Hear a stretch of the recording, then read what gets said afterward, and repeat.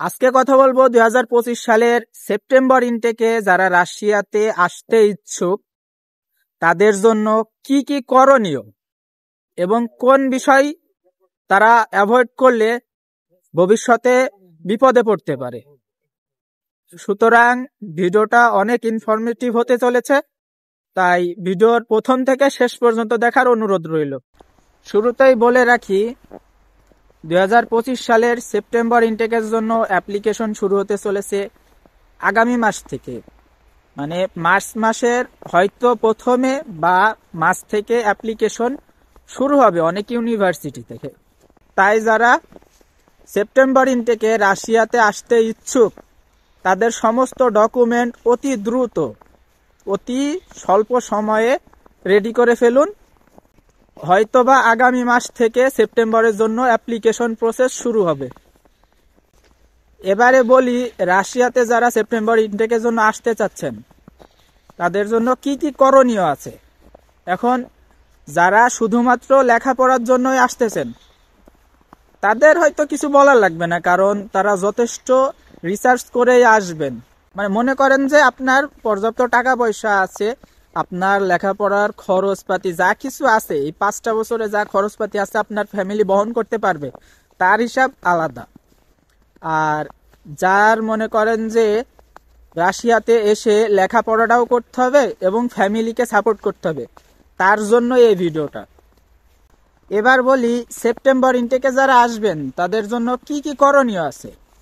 দেখেন এইখানে কিন্তু 2টা ক্যাটাগরির স্টুডেন্ট আছে, যারা কিনা রাশিয়ায় আসা থেকে শেষ পর্যন্ত মানে 5টা বছরে যা কষ্ট আছে তার ফ্যামিলি বহন করতে পারবে, তার কোনো কাজ করা লাগবে না, এমন পাবলিকের জন্য আলাদা। আর এ ব্যতীত যারা কিনা রাশিয়ায় আসার পরে নিজের খরচ নিজের চালাতে হবে প্লাস নিজের ফ্যামিলিকে সাপোর্ট করতে হবে, তারা যদি যে কোনো ভার্সিটি বা যে কোনো সিটিতে আসে অবশ্যই তারা বিপদে পড়বে। এখন বলবেন কেন ভাই? তাই কিছু কিছু ভার্সিটি আছে যেখানে লেখাপড়াটা অনেক হার্ড বলতে আপনার যে কয়দিন ক্লাস আছে সপ্তাহে আপনাকে ক্লাসে যাইতেই হবে। ক্লাসে না গেলে আপনার ক্লাসে যদি না যান তাহলে আপনাকে ডিন অফিসে ডাকা হবে, আপনার নামে মিটিং করা হবে।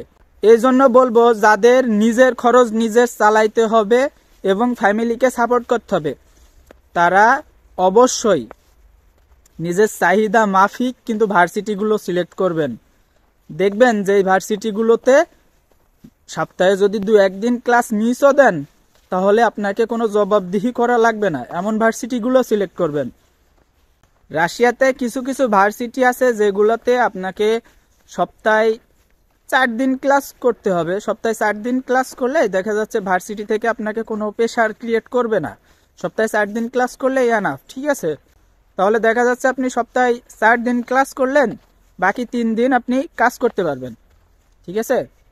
যেহেতু আপনাকে নিজের লেখাপড়ার খরচ নিজেকেই বহন করতে হবে প্লাস নিজের ফ্যামিলিকে সাপোর্ট করতে হবে, সুতরাং আপনি কিন্তু চাইলেই যে কোনো সিটিতে চলে যেতে পারেন না। ধরেন আপনি এমন সিটিতে গেলেন ওখানে শীতের সময় 4-5 মাস কোনো কাজই থাকে না, ওই 4-5টা মাস আপনি কিভাবে চলবেন, আপনার ফ্যামিলিকে কিভাবে চালাবেন? সুতরাং রাশিয়ায় আসার আগে আপনি প্রথমে সিলেক্ট করেন একটা ভালো দেখে সিটি যেখানে আপনি 12টা মাস কম বেশি কাজ করতে পারবেন।